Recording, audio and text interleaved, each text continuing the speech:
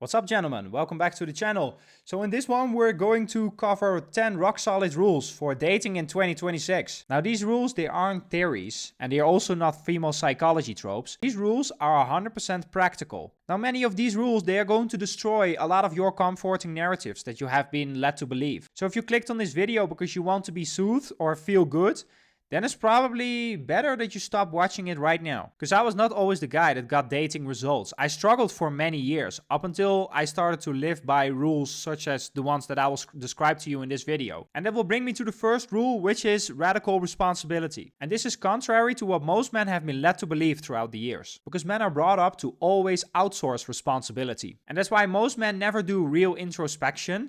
And they also never analyze their interactions with women and why things went wrong. And they will just say, well, we were not the right match. Or they will say, well, she lost interest, or we grew apart, or whatever the case may be. And all of that is outsourcing responsibility, and it keeps you stagnant as a man. Because if you never analyze your behavior and you do introspection and then you say to yourself, well, I could have improved here, here, and here, then you're also never going to become better, and you're never going to get better results than the ones that you're already getting right now. In fact, men that never take radical responsibility, they become worse with women as time goes by. And that's why you should introspect and always look for ways that you can improve your interactions and your relationships with women. You do not point fingers or call her names, because every woman that you have in front of you is a opportunity for you to start to become better. Even if the experience for you was shitty. You see rejection always as feedback and as something that you can learn from. You should reject the idea of just be yourself and just hope that things will work out.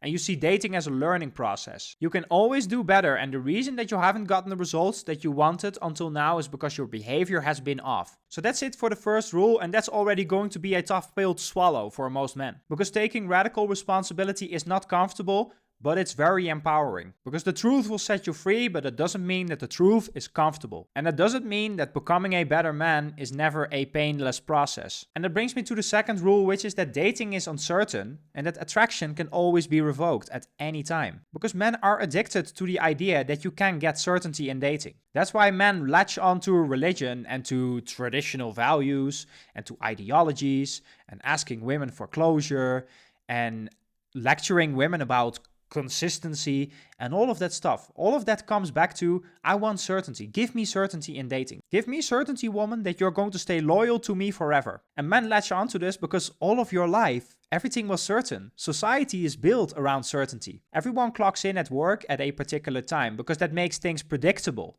and it makes things certain. Because otherwise you cannot run a society. But you cannot run things like that in dating because women are not that way. Women are chaotic and emotional. And that's why I say attraction can always be revoked. You could be with someone for 10, 15, 20 years. And then things change, whatever the case may be.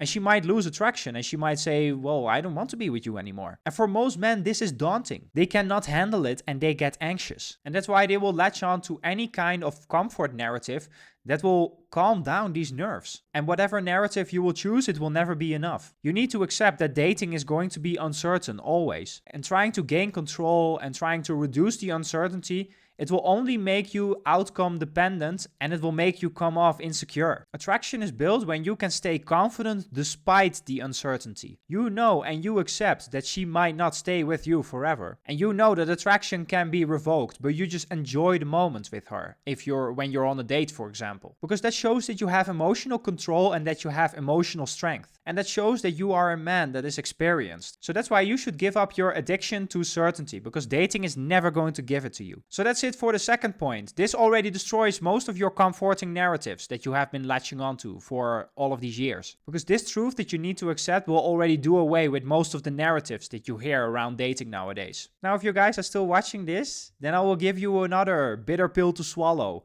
which is the third point, which is that you should understand cause and effect. Because most men, they treat events in dating as if they happen in isolation. Because men will say, well, she argued with me, she cheated on me, she was difficult, all of these kinds of behaviors that women show up, as if these things, they happen in a vacuum. As if there was nothing that you could do as a man to prevent that kind of behavior from happening. And this is a perfect way how men avoid talking about their own behavior. Because most men are needy and they overinvest and they lose frame in their interactions with women and in their relationships. And of course, I'm not going to tell you here, well, your girlfriend cheated and it was all your fault. Of course, that cheating is wrong. But you should always take responsibility. Okay, what did I do that made her behave that way? What did I do that caused her to even want to cheat on me? What could I have done to prevent that from happening? Because when you start to ask yourself these kind of questions, then you are able to start improving yourself and your behavior. Because in dating, there's always clear cause and effect. The world is your mirror, and how you behave is always a reflection of what you put out there. Now, that's a bitter pill for most men to swallow because they like to point fingers at women. They like to say, well, she argued with me, she cheated, she was difficult, etc., etc., etc. Because then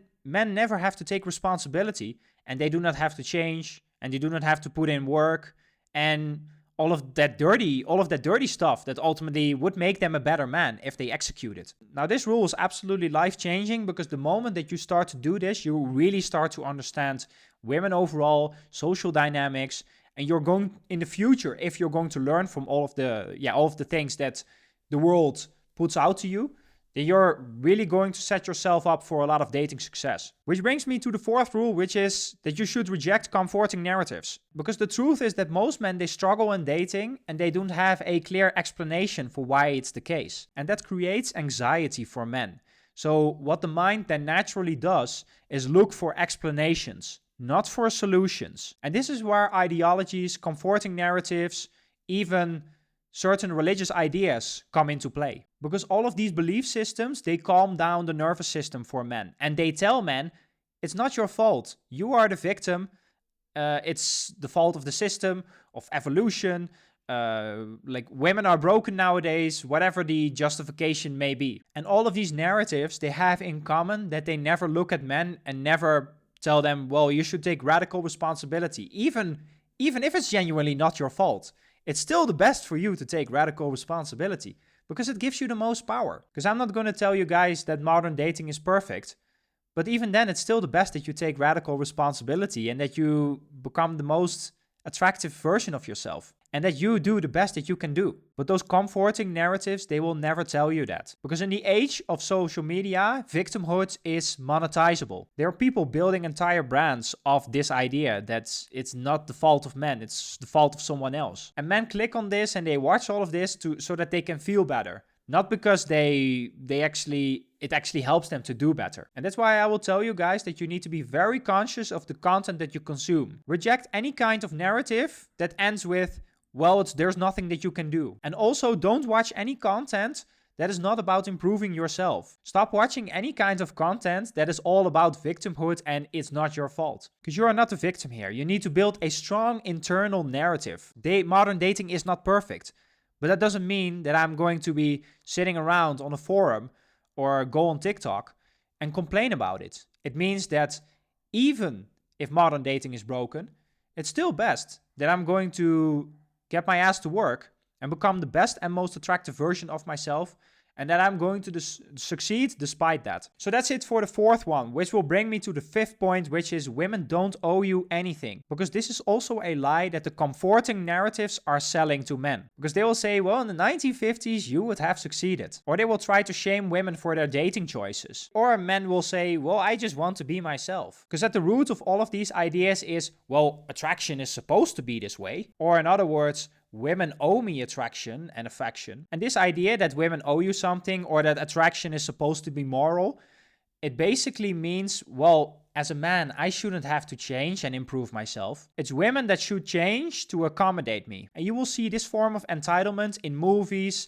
and in music and society that tells you that, well, just be yourself and the right person will show up. They don't tell you the brutal reality that if you want to get something out of life, especially in dating, that you better get your ass to work to get it. Because you do not have the right to a particular outcome. You need to work for a particular outcome. Modern dating is competitive because women can choose freely. And because women can choose freely, it becomes a capitalistic market. And in a capitalistic market, everyone needs to work to become the best product. So that's it for the fifth point, which will bring me to the sixth point, which is outcome independence. Because most modern men are incapable of being totally outcome independent. Because they will talk with a woman and they will immediately start to imagine her relationship, the kids, the great future, the white picket fence, all of that stuff. And all of that stuff, it puts pressure on her. And if you put attraction under pressure, then it dies. And that's why in the beginning, you want to drop all of your expectations to absolutely zero. You're just getting to know a woman and that's it. You should relax and just enjoy the moment when you're on a date with her. And if it doesn't work out, then you're just going to accept it. Because the strange thing is that when you do not put expectations on her,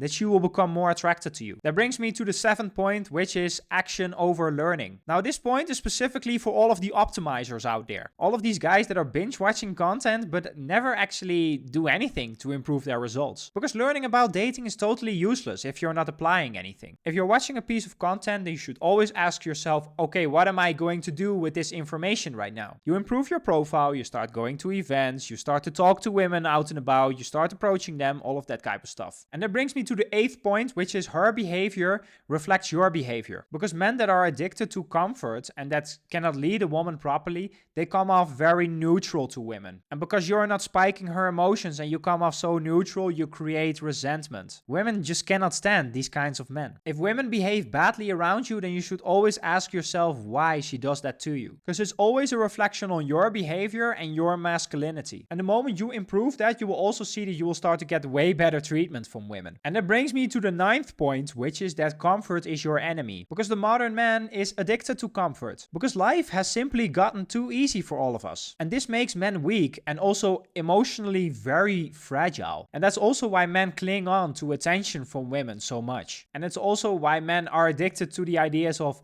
blocking women and becoming angry at them, giving them a lecture, like all of that type of stuff. It comes back to, do you have emotional control or not? And in the case of most men, the answer is no. Because discomfort, it creates fortitude. Discomfort builds emotional control. Men who constantly cling on to comfort, they always chase validation. And men that endure hardship and discomfort, they don't. And that's why you want to seek that discomfort deliberately. Now, some of you might do that by going to the gym, which is a good way.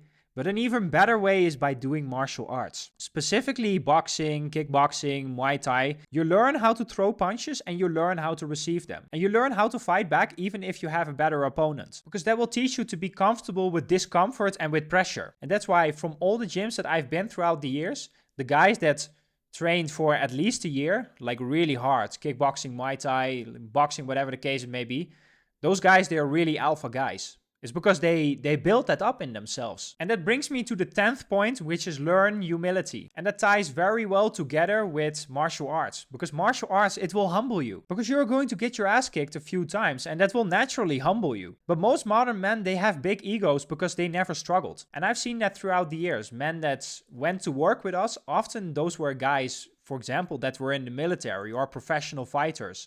Or guys that were doing really well with their career.